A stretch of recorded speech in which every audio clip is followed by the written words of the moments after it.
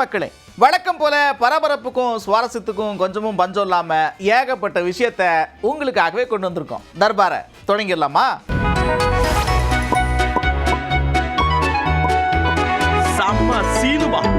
அட என்னங்க இது ஜவ்வு மாதிரி இழுத்துக்கிட்டே இருக்கு, இதுக்கு ஒரு முற்றுப்புள்ளி கிடையாதா அப்படின்னு எல்லாரும் பார்த்துட்டு இருந்திருப்பீங்க. எது சம்பந்தமா அப்ப சொல்றேன் அப்படின்னு கேட்டீங்கன்னா, அதிமுக குழப்பம். ஒவ்வொருத்தங்களா தொடர்ந்து போய்கிட்டே இருந்தாங்க. இது எப்போ முடியுது அப்படின்னு மொத்த பேரும் எடப்பாடி பழனிசாமியை சந்திச்சு பேசியிருக்கிறாங்க.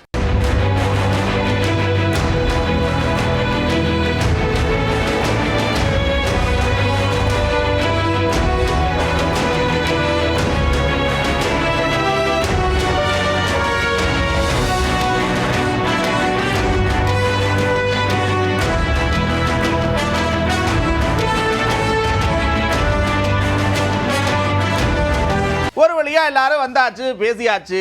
அதெல்லாம் சரிதான், வந்துட்டீங்க, பேசிட்டீங்க. ஆனாலும் ஒரு முக்கியமான பாயிண்ட் இருக்கு அப்படின்னு அவரு சொல்ல, என்ன பாயிண்ட் நீ உங்களுக்கு கேட்டிருக்கிறாங்க. அதான் புகார் மனு கொடுத்துருக்கிறீங்களே, அதை போய் வாபஸ் வாங்குங்க முதல்ல அப்படின்னு சொல்லவும் மொத்த கூட்டமும் தலைமைச் செயலகத்துக்கு போயிருக்கிறாங்க.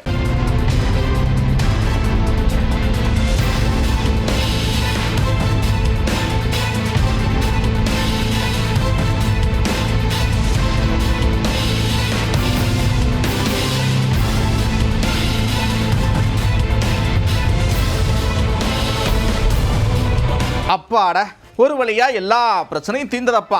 எப்படியோ புகார் மனுவை வாபஸ் வாங்கியாச்சு, மறுபடியும் அங்கேயே போய் சேர்ந்தாச்சு.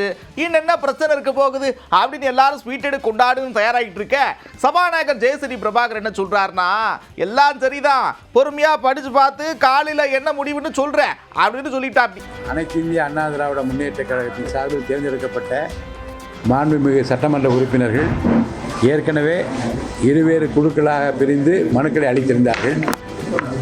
நேற்று முன்தினம் 5 பேர் ஒரு மனு கொடுத்தார்கள். அப்புறம் ஒரு மனு கொடுத்தார். இன்றைக்கு ஏற்கனவே மனு அளித்திருந்தவர்கள் சார்பில் எனக்கு மனுக்கள் எல்லாம் அளிக்கப்பட்டிருக்கிறது. அவற்றை எல்லாம் படித்து பார்த்து ஆய்வு செய்து முறையான அறிவிப்பை நாளை காலை நான் வெளியிடுவேன். கடிதம் கொடுத்திருக்காங்க என்னிடம் இப்போதுதான் கடிதம் கொடுத்திருக்கிறார்கள். கடிதம் கொடுத்து அதை படித்து முடிப்பது முன்னே நீங்களாம் உள்ளே வந்துட்டீங்க. எனக்கு படிப்பதற்கு கால அவகாசம் வேண்டும். ஏற்கனவே கொடுக்கப்பட்ட மனுக்களை நான் படிக்க வேண்டும். அதில் நான் ஆய்வு செய்து கொண்டிருக்கிறேன். இப்போது கொடுக்கப்பட்டிருக்கிற அந்த மனுக்களை நான் முறையாக ஆய்வு செய்து உரிய நடவடிக்கைக்கு வைத்து நாளை உங்களுக்கு நான் முடிவு அறிவிப்பேன். உங்களை அழைத்து நான் முடிவு அறிவிப்பேன். அப்பாடா, எத்தனை கேள்வி! ஒவ்வொரு முறையும் செய்தியாளர்ல சந்திக்கிறப்பெல்லாம் ஏகப்பட்ட கேள்வி கேட்டுக்கிட்டே இருந்தாங்க. பார்த்துக்க, ஒரு வழியா இப்ப அவரு பதில் சொல்றாரு. என்ன சொல்றாருன்னா, இங்க பாருங்க, எல்லாமே முடிஞ்சு போச்சு, வாபஸ் வாங்கிட்டோம், நாங்க ஒற்றுமையா தான் இருக்கிறோம் அப்படின்னு சொல்றாரு. நாங்கள் தேர்தல் முடிந்து இன்றைக்கு எங்களது கழகம் தோல்வியை சந்தித்த பின்னால் சில கருத்துக்களை நாங்கள் சொன்னோம். அதே போல சட்டமன்றத்திலே இன்றைக்கு ஆளும் கட்சிக்கு ஆதரவாக நாங்கள் நிலையெடுத்தோம். மக்கள் செல்வாக்கு அவங்க இருந்த காரணத்தினால் அந்த நேரத்தில் நாங்கள் பார்த்தீங்கன்னா இன்றைக்கு நகர் கிருஷ்ணமூர்த்தி அவர்கள் எங்கள் 25 பேர் மேல் தகுதி நீக்கி பெட்டிஷன் கொடுத்திருந்தாரு. நாங்களும் அண்ணன் சி வி சண்முகம், நாங்களும் நத்த விஸ்வநாதன் உட்பட நாங்களும் அவங்க 22 பேருக்கு மேல தகுதி நீக்க மனு கொடுத்திருந்தோம். இப்பொழுது 2 மனுக்களையும் நாங்கள் வாபஸ் பெற்றுவிட்டோம். எங்களது சைடு பார்த்தீங்கன்னா எனக்கு அண்ணன் விஜய் பாஸ்கர் அவர்களும் நானும் அந்த சைடு மனு கொடுத்திருந்தோம். எனக்கு 2 மனுக்களையும் நாங்கள் வாபஸ் பெற்றுவிட்டோம். அந்த கடிதத்தை மாண்புமிகு பேரவைத் தலைவரிடம் கொடுத்திருக்கிறோம். இதுக்கிடையில என்னென்னலாம் பேசிவிட்டீங்க, உழவு 2 அணி 3 அணி 4 அணின்னு என்னென்னலாம் பேசுறீங்க. அப்படிலாம் ஒன்றும் கிடையாது, எங்களுக்குள்ள சின்ன கருத்து வேறுபாடு, அப்படித்தான், மற்றபடி ஒன்றும் கிடையாது. எங்க அண்ணன் தான் பொதுச் செயலாளர் அப்படின்னு சொல்றாரு. எங்களுக்குள்ள கருத்து வேறுபாடு தான் சொல்லியிருந்தோம். அன்றைக்கும் சரி, தொடர்ந்து எங்களது பொதுச் செயலாளர் எடப்பாடியார் தான் சொல்லிட்டு இருந்தோம். எங்களுடைய சில கோரிக்கைகளை வச்சிருந்தோம். அதை நம்ம தோல்விக்கு பின்னால் புரட்சித் தலைவர் அம்மா அவர்கள் எப்படி இந்த கட்சி 100 ஆண்டுக்கு இருக்க வேண்டும், ஆட்சியில் இருக்க வேண்டும், கட்சி நல்லா இருக்க வேண்டும் சொன்னாங்க. அந்த அடிப்படையில் ஒரு கட்சி என்பது வெற்றி தோல்வி சகஜம், அதில் மாற்று கருத்து இல்லை. எந்த கட்சி தோல்விக்கு பின்னால் ஆராய வேண்டும் அந்த கருத்தை வச்சுருந்தோம். பொதுக்குழு கூட்ட வேண்டும் என்ற கருத்துக்கள் வச்சுருந்தோம். ஆகவே குழு அமைக்க வேண்டும் என்ற கருத்துக்கள் வச்சுருந்தோம். இப்படி வந்து பார்த்தீங்கன்னா பல்வேறு கருத்துக்களை வச்சுருந்தோம். அதெல்லாம் பொதுச்செயலாளர் அவர்களும் ஒன்றன் பின் ஒன்றாக கண்டிப்பாக அதெல்லாம் பரிசீலித்து செய்வதாக கூறியுள்ளார்கள். ஆகவே நாங்கள் எப்போ ஒரே கழகத்தில் இருக்கிறோம், எங்களுக்குள்ள கருத்து வேறுபாடு தான், பிளவு கிடையாது. இப்போ ஆரம்பத்திலிருந்து பிளவுன்னே போட்டு அது கிடையாது, தெளிவாக சொல்லியிருந்தோம். ஆகவே அந்த கருத்து வேறுபாடு நீங்கிவிட்டது. இன்னைக்கு ஒற்றுமையாக அதிமுக வலுவோடு செயல்படும். அதெல்லாம் சரி சார், நீங்க ஒண்ணுக்குள்ள ஒண்ணு எல்லாம் உண்டாயிட்டீங்க, எல்லாம் சரிதான். ஆனா ஒருத்தரை காணாமே, அவர் எங்க? அதிமுக பொறுத்தளவுக்கு என்றைக்கும் இன்னைக்கு மக்களுக்கான இயக்கம் அது ஒற்றுமையாக செயல்படும். நன்றி.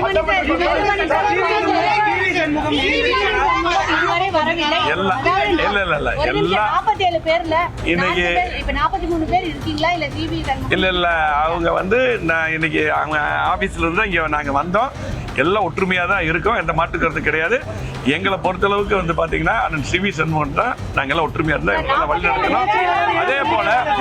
அதே போல நீங்க வந்து அதாவது எல்லா கேள்விகளுக்கும் முற்றுப்புள்ளி என்பது நாங்கள் ஒற்றுமையாக இருக்கிறோம், எங்களுக்குள்ள எந்த பிரச்சனையும் இல்லை. அதிமுக ஒன்று கூடி விட்டது. ஆகவே கருத்து வேறுபாடு சரி செய்யப்பட்டது. சொல்ல போனால் கருத்து வேறுபாடு பிரிவுகளை கருத்து வேறுபாடு. ஆகவே நாங்கள் ஒற்றுமையாக இருக்கிறோம்.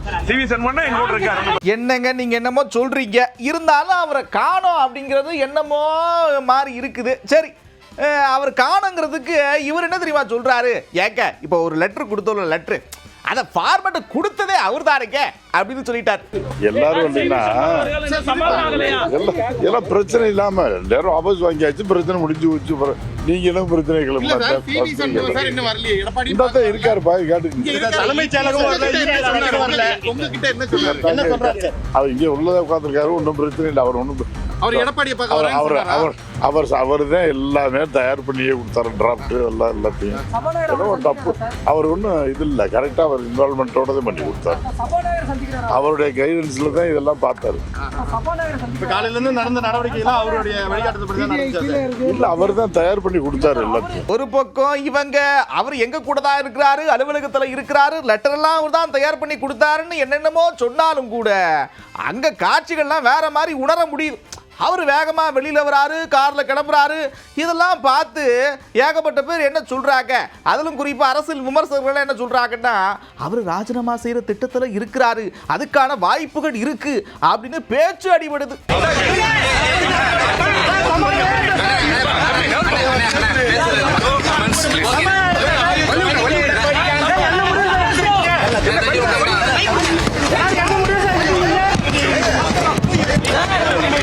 அதாவது பாருங்க, ஜெயிச்சு முடிச்சு சிஎம் ஆனதுக்கு அப்புறம் எல்லாரையும் போய் சந்திச்சாரு, துண்டு போட்டாரு, வாழ்த்து பெற்றாரு. இதெல்லாம் பார்க்க நல்லா தான் இருக்கு. ஆனாலும் இது சரியில்லை பாத்துங்க. ஏகப்பட்ட விஷயம் நடந்துகிட்டு இருக்கு, இதெல்லாம் சரியாவா இருக்கு அப்படின்னு கேட்கிறாரு பாமக தலைவர் அன்புமணி ராமதாஸ். அதுதான் நாங்க செஞ்சுட்டு இருக்கோம். அதான் சொல்றோம், ஒரு முதலமைச்சர் நான் நேர்மையா ஆட்சி கொடுப்பேன், 2 கட்சிக்கு மாற்று அப்படின்னு சொல்றவங்க ஏன் மற்ற கட்சியில இருந்து எம்எல்ஏவை நீங்க எடுத்துட்டு போகணும்? ஏன் அவங்கள ராஜினாமா செய்ய சொல்லணும்? எதுக்கு தேவையில்லாம தமிழ்நாட்டுல ஒரு இடைத்தேர்தல் கொண்டு வரணும்? ஏன் அதுவும் 20 நாள்ல ஏன் இடைத்தேர்தல்? இதை ஏற்றுக்கொள்ள முடியாது. இன்னொன்னு, அந்த இதே வேட்பாளர் நின்னாங்கன்னா டெபாசிட் போயிடும் அவங்களுக்கு, அது உறுதிப்படுத்திடலாம். அதனால இதுல இனி இதுல யாரும் இன்னும் ராஜினாமா செய்யக்கூடாது. விஜய் அதை ஊக்குவிக்க கூடாது. இந்த விஷயத்தில் எதிர்கட்சிகள் எல்லாரும் ஒண்ணாவணும் இல்ல, நான் சொல்றது வந்து இது வந்து ஜனநாயக படுகொலை. இது அந்த நிலைக்கு தள்ளாதீங்க. ஒரு சூழல் உருவாகலாம், ஒரு பொது வேட்பாளரை போடலாம். ஏன்னா இது போன்ற ஜனநாயக படுகொலை செய்தால் வேற வழி இல்லாம ஒரு பொது வேட்பாளரை போடலாம் அப்படின்னு சொல்லிட்டு வேட்பாளர் போட்டு ஆளுங்கட்சி அவங்க ஒரு வேட்பாளர் போட்டாலும் அவங்க தோல்வி அடைவதற்கு இந்த மாதிரி ஒரு சூழல் உருவாகலாம். இல்ல, அதை நீங்க முன்னெடுத்து கொண்டு போய் இல்ல அது நான் சொல்ல உருவாகலாம் சொல்றேன். என்னது குதிரை பேரமா அப்படின்னா என்னென்ன எனக்கு தெரியாதுங்க அப்படின்னு இசைக்கு சுப்பையா சொல்றதை பார்த்துருப்பீங்க. இப்போ தாவேகா கூட்டணியில் இருக்கக்கூடிய காங்கிரஸ் என்ன சொல்றாங்க அப்படின்னா, என்னங்க பேசுறீங்க, எங்களுக்கு அதெல்லாம் பிடிக்குமா? எங்களுக்கு அதெல்லாம் பிடிக்கவே பிடிக்காது, நாங்க எப்படி இதெல்லாம் செய்ய அனுமதிப்போம், அதெல்லாம் ஒன்றும் நடக்கல அப்படின்னு சொல்றாங்க. காங்கிரஸ் பேரியக்கம் ஒருபோதும் குதிரை பேரத்தை அனுமதிக்காது. அது மோடிக்கும் என்ன அளவுகோலோ அந்த அளவுகோல் தான் எல்லாருக்கும். நாங்கள் கடுமையாக அருணாச்சல பிரதேசத்தில், கர்நாடகாவில், மகாராஷ்டிராவில் குதிரை பேரத்தை காங்கிரஸ் கமிட்டி வன்மையாக கண்டித்தது, எதிர்த்திருக்கிறது. அதே அளவுகோல் தான் எல்லா மாநிலத்திற்கும். ஓகே, என்னங்க நீங்க என்னென்னமோ சொன்னீங்க, இப்போ அப்படியே வேற மாதிரி நடக்குது. இதெல்லாம் சரியாவா இருக்கு? குதிரை பேரத்தை நீங்களே ஊக்குவிக்கிறீங்க அப்படின்னு கூட இருக்கக்கூடிய கட்சிகள்லாம் சொல்றாங்க. இப்படி ஏகப்பட்ட விமர்சனத்தை வச்சுக்கிட்டே இருக்கிறாங்களே, என்னதான் நடக்குது அப்படின்னு அமைச்சர் சிடிஆர் நிர்மல்குமார் கிட்ட கேட்டிருக்கிறாங்க. அதுக்கு அவர் என்ன சொன்னாரு அப்படின்னா பாருங்க. அவர்களுக்குள்ள பிளவுகள் அவங்களே பொதுவாக வந்து பிரஸ்லேயே சொல்லியிருக்காங்க. எதனால் பிளவுகள்? திமுகவும் அதிமுகவும் சேர்ந்து ஆட்சி அமைக்க முயற்சி செய்தார்கள். அதுதான் முக்கியமாக அவங்க வச்ச குற்றச்சாட்டு. நீங்கள் கேட்டதுனால சொல்கிறேன். திமுகவும் அதிமுகவும் சேர்ந்து ஆட்சி அமைக்க முயற்சி செய்தால் எத்தனை அதிமுக தொண்டர்கள் ஏற்றுக்கொள்வாங்க? எத்தனை பேர் அதை ஏற்றுக்கொண்டு பயணிப்பார்கள்? ஸோ அதில் உள்ள பிரச்சனை தான் இது எல்லாத்துக்கும் காரணம். இப்போ அவர்களுக்குள்ள என்ன மாதிரியான முடிவுகள் எட்டப்பட்டிருக்குன்னு தெரியல. பட் பிரச்சனை வந்தது திமுகவும் திரு எடப்பாடி அவர்களும் உதயநிதி ஸ்டாலின் 3 பேரும் சேர்ந்து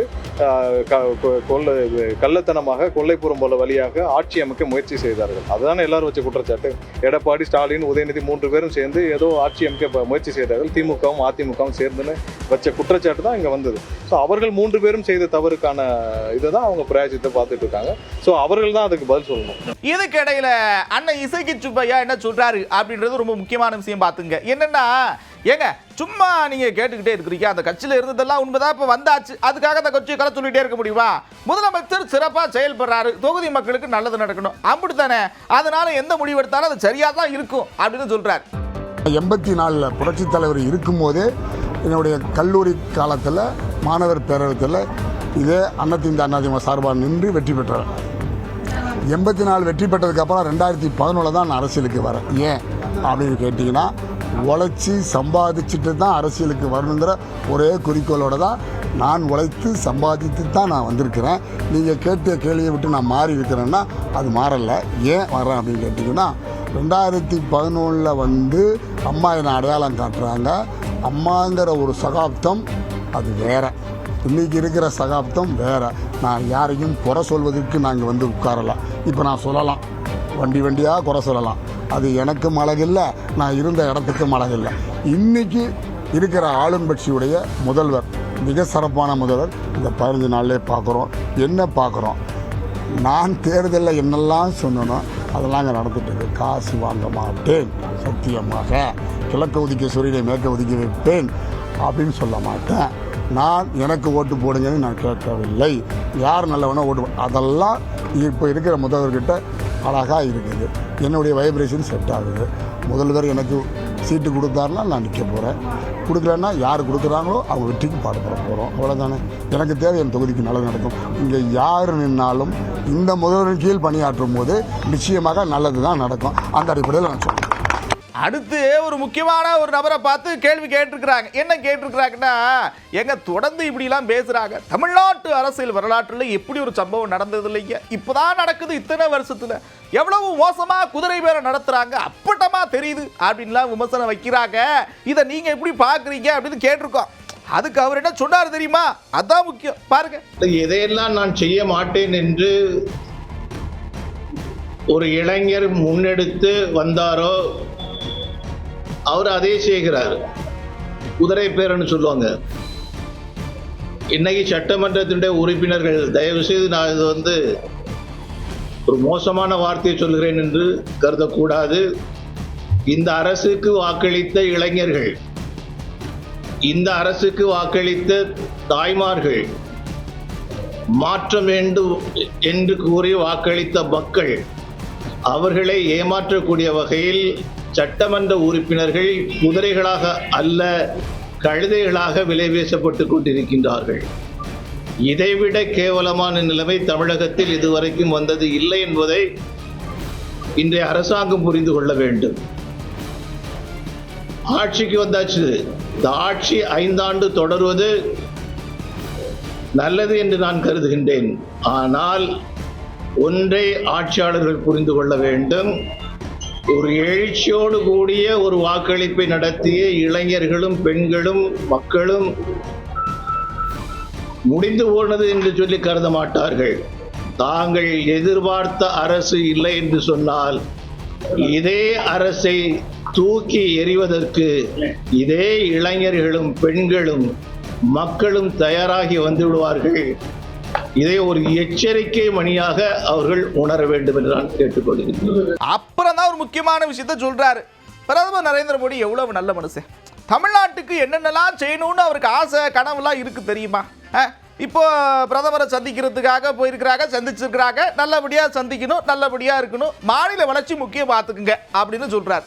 தமிழகத்திற்கு நல்ல விஷயங்கள் கொண்டு சேர்ப்பதில் அவர் முயற்சி எடுக்கும் போது அது வரவேற்கப்பட வேண்டிய ஒரு விஷயம். ஆனால் ஒன்றை அவர்கள் புரிந்து கொள்ள வேண்டும்.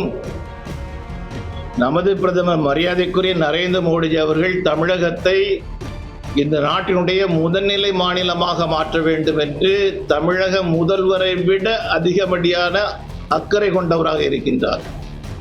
அதை மனதிலே கொண்டு தன்னுடைய பேச்சுவார்த்தைகளை அவர் துவக்கி நடத்தினார் என்று சொன்னால் அது பலனுள்ளதாக அமையும். இப்படி தமிழ்நாட்டில் அரசியல்களை ரொம்ப பரபரப்பா போய்கிட்டு இருக்க முதலமைச்சர் விஜய் 2 நாள் பயணமாக டெல்லி சென்றடைந்தார்.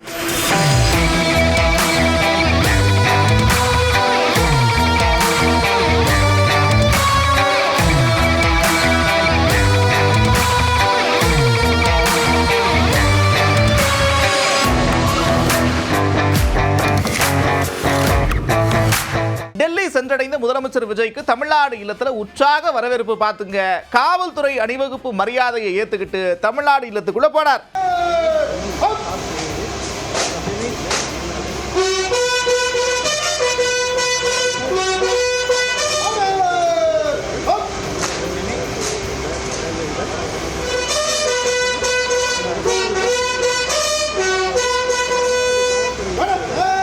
தமிழ்நாடு இல்லத்திலிருந்து பிரதமர் நரேந்திர மோடியை சந்திக்கிறதுக்காக சென்ற முதலமைச்சர் விஜய் பிரதமர் நரேந்திர மோடியை சந்திச்சு கோரிக்கை மனுவும் கொடுத்திருக்கிறார்.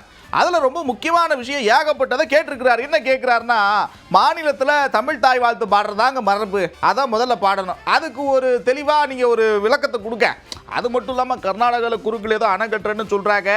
அதெல்லாம் உச்சநீதிமன்ற தீர்ப்புக்கே எதிரானது. அப்படிலாம் செய்யக்கூடாது, அனுமதி கொடுக்கக்கூடாது அப்படின்னு சொல்லியிருக்கிறார்.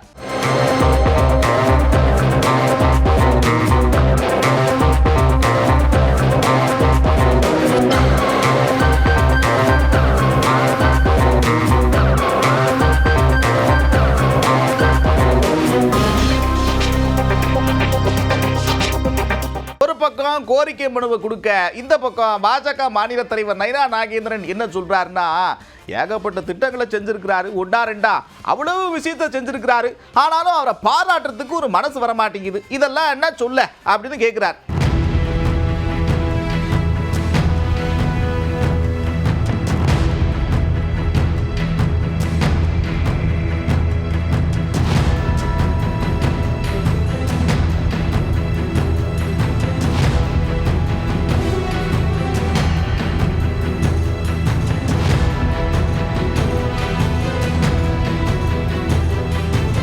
இடையில முன்னாள் அமைச்சர் OS மணி என்ன திரும்ப சொல்றாரு, பயங்கர கோவத்தில் இருக்கிறாங்க. கொஞ்சம் நஞ்சம் கோவம் இல்லைங்க, அப்படி கோவமா இருக்கிறாங்க, பொங்கி எழுந்துட்டு இருக்கிறாங்க மக்கள்லாம் அப்படின்னு சொல்லவும், என்னங்க சொல்றீங்க, எதுக்கு, என்ன கோவம் அப்படின்னு கேட்டிருக்கிறாங்க. அதுக்கு அவர் என்ன சொன்னார் தெரியுமா? ஏதோ பயிர் கடன் தள்ளுபடி, விவசாய கடன் தள்ளுபடிலாம் சொன்னீங்க, ஆனா சொன்னது ஒன்று செஞ்சது ஒன்று, இப்படிலாம் செய்யலாமா, இதெல்லாம் ரொம்ப ரொம்ப தப்புங்க அப்படின்னு சொல்றார். AVKவை தவிர எதிர்க்காத அரசியல் கட்சியே மிச்சமில்லை என்று சொல்லுகிற அளவுக்கு விவசாய சங்கங்கள், விவசாயிகள் அத்துணை பேரும் ஒட்டுமொத்தமாக இந்த அறிவிப்பை எதிர்த்திருக்கிறார்கள், கடுமையாக கண்டித்திருக்கிறார்கள்.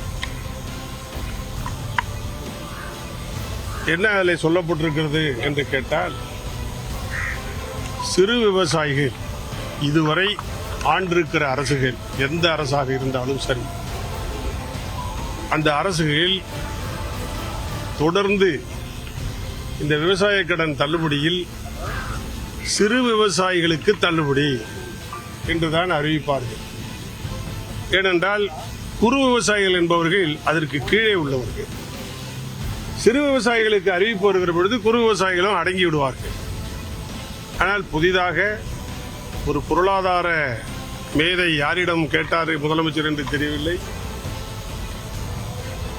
சிறு விவசாயிகளுக்கு தள்ளுபடி செய்யாமல் அவர் தொகையை முன்னிலைப்படுத்துகிறார். 50,000 தள்ளுபடி, 40,000 தள்ளுபடி, 30,000 தள்ளுபடி, 20,000 தள்ளுபடி, 10,000 தள்ளுபடி, கடைசியாக 5,000 தள்ளுபடி என்று அறிவித்திருக்கிறார். இந்த அறிவிப்பு என்பது இதுவரை இந்த நாடு சுதந்திரமடைந்த காலத்திலிருந்து இதுவரை இல்லாத ஒரு மோசமான ஒரு அறிவிப்பு. இதெல்லாம் நீங்க முன்னாடி எப்படிலாம் செஞ்சிருக்கிறாங்கன்றத கொஞ்சம் பார்த்து கத்துக்க வேண்டியது இருக்குப்பா. என்னன்னா எங்க ஐயா காலத்துல அம்மா காலத்துலலாம் எப்படிலாம் செஞ்சாங்க தெரியுமா? அதுதான் கடன் தள்ளுபடின்னா அப்படி டக்குன்னு அப்படி செய்வாங்க. நீங்க என்ன செஞ்சிருக்கிறீங்க அப்படின்னு கேட்கிறார். புரட்சி தலைவர் எம்ஜிஆர் அவர்கள்தான் விவசாய கடன் தள்ளுபடி என்கிற ஒரு புதிய திட்டத்தை அறிவித்தார். அறிவித்த பிறகு அதை மிகச்சிறப்பாக நடைமுறைப்படுத்தியவர் புரட்சி தலைவர் எம்ஜிஆர். அதற்கு பிறகு புரட்சி தலைவர் அம்மா அவர்களும் சரி, இறுதியாக புரட்சி தமிழர் எடப்பாடியார் அவர்கள் 12,110 கோடி ரூபாயை ஒரே நேரத்தில் தள்ளுபடி செய்து உங்கள் கடன் தள்ளுபடி செய்யப்பட்டிருக்கிறது என்கிற விவரத்தை, கடிதத்தை விவசாயிகளுக்கு ஒவ்வொருவருக்கும் கொடுத்தார்கள். இது வரலாறு. இது இப்படி இருக்க, தேர்தல் வாக்குறுதியில் சொன்னதை சொன்னபடி நிறைவேற்ற வேண்டுமா வேண்டாமா? அதை தான் விவசாயிகள் எதிர்பார்த்து கொண்டிருந்தார்கள். சிறு விவசாயிகளுக்கு வாங்கியிருக்கிற கடன் மொத்தமாக தள்ளுபடி செய்யப்படும் என்று எதிர்பார்த்தார்கள். அடுத்து பாருங்க, 59 வருஷம் கழிச்சு அமைச்சரவையில் இடம்பெற்றிருக்கிறீங்க. வாழ்த்துக்கள், வாழ்த்துக்கள். ஆனா இப்ப மேகதாது பிரச்சனை இருக்கு, அங்கேயும் காங்கிரஸ் தான் ஆட்சியில் இருக்கு. தமிழ்நாடு காங்கிரஸ் நிலைப்பாடு என்ன அப்படின்னு செல்வ பிறந்த கிட்ட கேட்டிருக்கிறாங்க. அவர் என்ன சொன்னார்னா பாருங்க. மேகதாது விஷயத்தில் எங்களுடைய தமிழ்நாடு காங்கிரஸ் கமிட்டியுடைய முடிவு தமிழ்நாட்டு மக்களுக்காக, தமிழ்நாட்டு மக்களுடைய வாழ்வாதாரத்திற்கு எதிராக கர்நாடக அரசு செயல்பட்டால் நாங்கள் அதை எதிர்ப்போம். தமிழ்நாட்டு மக்களுக்காக தான் தமிழ்நாடு காங்கிரஸ் கமிட்டி இருக்கிறது. ஆகவே கர்நாடகா காங்கிரஸ் கமிட்டி எதை செய்தாலும் தமிழ்நாடு காங்கிரஸ் கமிட்டி அதை ஏற்றுக்கொள்ளும் என்று பொருள் கிடையாது. இதை கடுமையாக கண்டித்திருக்கிறோம், எதிர்க்கிறோம். தமிழ்நாட்டு வாழ்வாதாரமும் தமிழ்நாட்டு உரிமையும் எந்த விதத்திலும் தமிழ்நாடு காங்கிரஸ் கமிட்டி விட்டுக் கொடுக்காது. தமிழ்நாட்டு மக்களோடு, குறிப்பாக விவசாய பெருங்குடி மக்களோடு நாங்கள் அவர்களுக்கு உறுதுணையாக இருக்கிறோம். ஒரு பக்கம் பூமி பூஜை போட்டே போடுவோம் அப்படின்னு சொல்றாரு கர்நாடக துணை முதலமைச்சர் டி.கே. சிவகுமார். அது மட்டும் இல்லாம இன்னும் கொஞ்ச நாள் அவர் முதலமைச்சர் ஆவாரு அப்படின்லாம் சொல்லிக்கிறாங்க. அப்ப அணை கட்டுறது அவருக்கு முக்கியம் அப்படின்ற மாதிரி கர்நாடக மக்கள்லாம் பேசிக்கிறாங்க. இப்படிலாம் நிலைமை இருக்கிற நிலையில நீங்க என்ன செய்ய போறீங்க? மேகதாது அணை கட்டுறதுல அவ்வளோ தீவிரம் காட்டுறாங்களே அப்படின்னு அமைச்சர் நிர்மல்குமார்கிட்ட கேட்டிருக்கிறாங்க. அதுக்கு அவர் என்ன சொன்னார்னா, அதுக்கு என்னென்ன சட்ட விதிகள்லாம் இருக்கோ அதெல்லாம் கண்டிப்பா போராட்டத்தை நடத்துவோம் அப்படின்னு சொல்லியிருக்கிறார். எந்த காலத்திலும் நம்மளுடைய தமிழக முதல்வர் அண்ணன் விஜய் அவர்கள் எந்த காலத்திலும் மேகதாது அணையை கட்டுவதற்காக அனுமதிக்க மாட்டார். அது இல்லாமல் அதற்கு தேவையான அனைத்து சட்டப்பூர்வ நடவடிக்கையும் எடுக்கிறதுக்காக அனைத்து விதத்திலும் அனைத்து துறைகளிலும் முடக்கிவிட்டுள்ளார். கண்டிப்பாக எந்த காலத்திலும் மேகதாது அணை கட்டுவதற்காக நம்மளுடைய முதல்வர் எந்த காலத்திலும் அனுமதிக்க மாட்டார். அடுத்து பாருங்க, என்ன போராட்டம், எவ்வளவு விஷயம். உச்சநீதிமன்றத்துக்கெல்லாம் போய் என்னென்னமோ செஞ்சு பல்கலைக்கழகத்தின் வேந்தராக முதலமைச்சர் இருக்கணும் அப்படின்லாம் ஏகப்பட்ட விஷயம் நடந்துச்சு. பயங்கர ஃபயர்லாம் விட்டாங்க. அதெல்லாம் நீங்க பார்த்துருப்பீங்க. இப்போ என்னன்னா, இப்போ உங்க நிலைப்பாடு என்ன? பல்கலைக்கழகத்தினுடைய வேந்தரா நீங்க தான் இருக்க போறீங்களா? என்ன செய்ய போறீங்க அப்படின்னு அமைச்சர் கிட்ட கேட்டிருக்கிறாங்க, விஸ்வநாதன் கிட்ட. அவர் என்ன சொல்றாரு அப்படின்னா, அவங்க செஞ்சாங்க, அதுக்கு அப்படியே அதை ஃபாலோ பண்ணணும்ல ஒரு கட்டாயமும் இல்லை, பார்த்துக்குங்க அப்படின்னு சொல்லியிருக்கிறார். இல்ல, இப்ப புதிய அரசு, எங்கள் அரசு பொறுப்பேற்ற பிறகு கொள்கை முடிவுகளை மாண்புமிகு முதலமைச்சர் அவர்கள் எடுப்பார்கள். கடந்த அரசினுடைய முறைகளை நாங்கள் பின்பற்ற வேண்டிய கட்டாயம் எங்களுக்கு கிடையாது. எங்கள் அரசு, புதிய அரசு அமைந்த பிறகு மாண்புமிகு முதலமைச்சர் திரு சி. ஜோசப் விஜய் அவர்கள் கண்டிப்பாக அமைச்சர்கள், அரசு உயர் அதிகாரிகள், உயர்கல்வி அமைச்சகத்தினுடைய வழிகாட்டுதலை நெறிமுறைப்படுத்துவார். மாண்புமிகு முதலமைச்சர் அவர்களின் வழிகாட்டுதலின்படி விரைவில் அறிவிப்புகள் உங்களுக்கு வெளிவரும். அவர் இப்படி சொல்ல, கூட்டணியில் இருக்கக்கூடிய இன்னொரு கட்சி என்ன சொல்றாங்கன்னா, யாரு, விடுதலை சிறுத்தைகளை சேர்ந்த ரவிக்குமார் என்ன சொல்றாரு அப்படின்னா, என்னங்க இப்படி பேசிவிட்டீங்க, இதுக்கு நடந்த போராட்டம் கொஞ்சமா நெஞ்சமா உச்சநீதிமன்றம் வரையும் போய் ஒரு அரும்பாடுபட்டு ஒரு தீர்ப்பை வாங்கிட்டு வந்திருக்கிறோம். அதை நீங்க அப்படி லேசா அப்படி தட்டி விட்டு போலாமா? இதை முதலமைச்சர் தான் சொல்ல சொன்னாரா? இப்படிலாம் செய்யறது தப்புங்க அப்படின்னு சொல்லியிருக்கிறார்.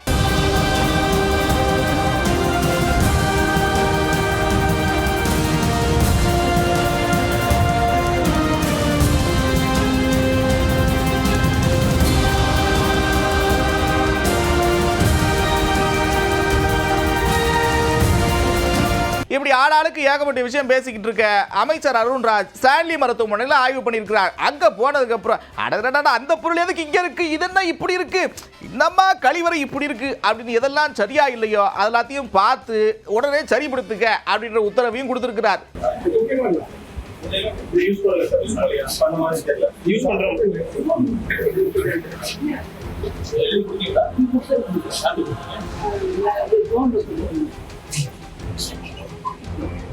காய்கறிலாம் இதெல்லாம் இப்பெல்லாம் இருக்கு.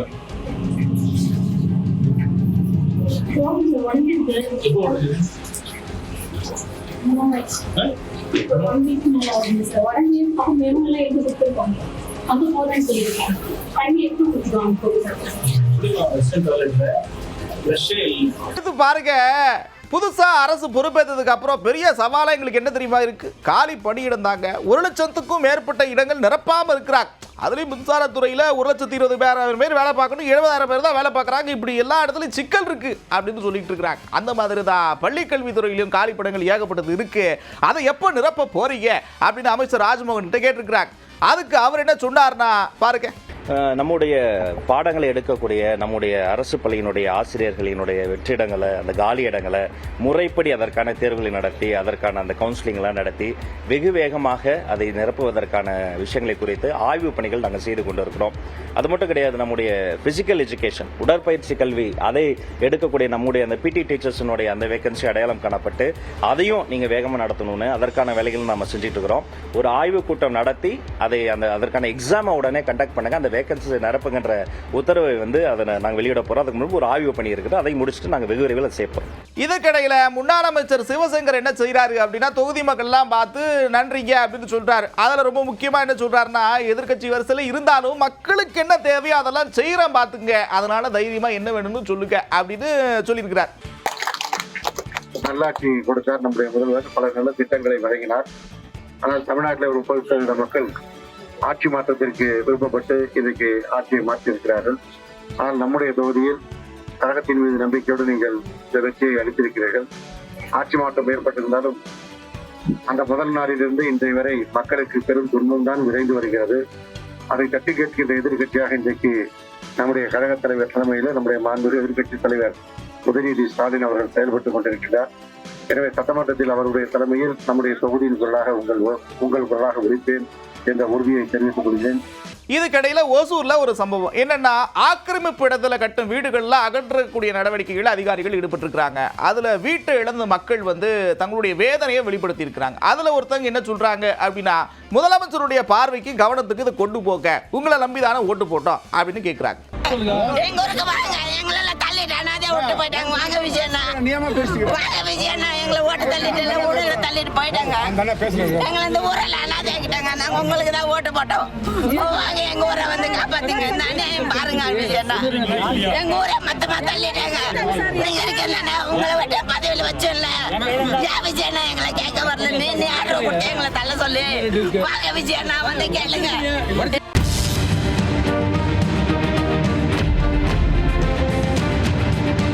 அப்புறம் பாருங்க, கடந்த காலத்தில் அவங்க நிதி கொடுக்கல, அவங்க நம்மளை ஓரவஞ்சனையோட பார்க்குறாங்க, மாற்றாந்தாய் மனப்பான்மையோட நடந்துக்கிறாங்க. இப்படி ஏகப்பட்ட குற்றச்சாட்டுகள் தொடர்ந்து வச்சுக்கிட்டே இருந்தாங்க மத்திய அரசை நோக்கி.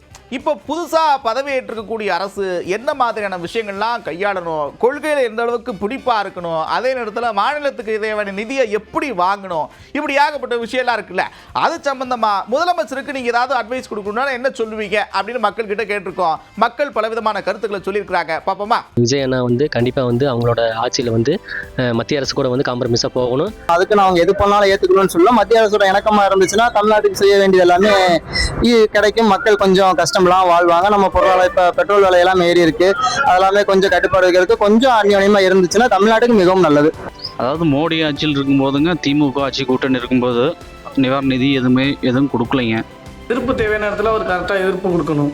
மக்களுக்கு தேவையான நேரங்களில் என்ன தேவையோ அதுக்கேற்ற மாதிரி செயல்படணும். அவர் நம்ம அவங்கள அனுசரித்து போய் நமக்கு தேவையானதை நம்ம வாங்கிக்கணும். மத்திய அரசுடன் மோதல் போக்கை கடைபிடிக்காமல் மத்திய அரசுக்கு எவ்வளவு ஒத்துழைக்க வேண்டுமோ ஒத்துழைத்து மாநில அரசுக்கு என்னென்ன பெற வேண்டுமோ அதை கேட்டு பெற வேண்டும் என்ற நேரத்தில் கேட்டுக்கொள்கிறேன். மக்களுக்கு இது நல்லது நடக்கும் அப்படின்ற மாதிரி அவர் எடுத்து செஞ்சா எதா இருந்தாலும் நல்லது தான். தமிழ்நாட்டோட உரிமையை விட்டு கொடுக்காம விஜய் இருந்தா தான் நல்லது. இப்போ வந்து மத்திய அமைச்சர் வந்து தலைவருக்கு ஏதாவது கொஞ்சம் ஹெல்ப் பண்ணுற மாதிரி இருந்தால் அது செயல்படுவார். அப்படி அவங்க தவிர்க்கிற மாதிரி இருந்தால் அது வேற மாதிரி நடவடிக்கை எடுக்கணும். எதிர்க்கிற இடத்துல ஏற்றுக்கணும்.